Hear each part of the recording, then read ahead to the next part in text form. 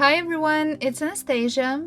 To be honest, I'm absolutely in love with video editing, and I always try to find some new cool features to help my videos stand out. Today, I want to show how to get a free 3D footage of cool places for your video fast and easy. We just need Google Maps and Google Earth apps.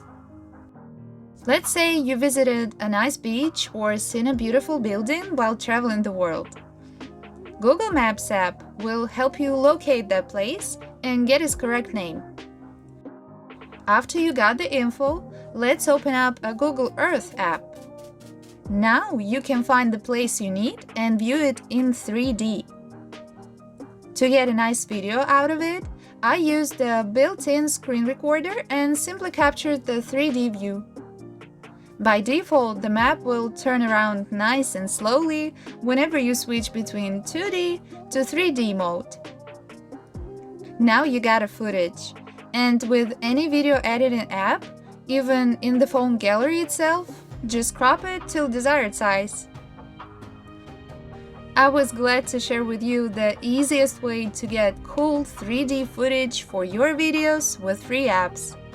Subscribe for more, and thanks for watching!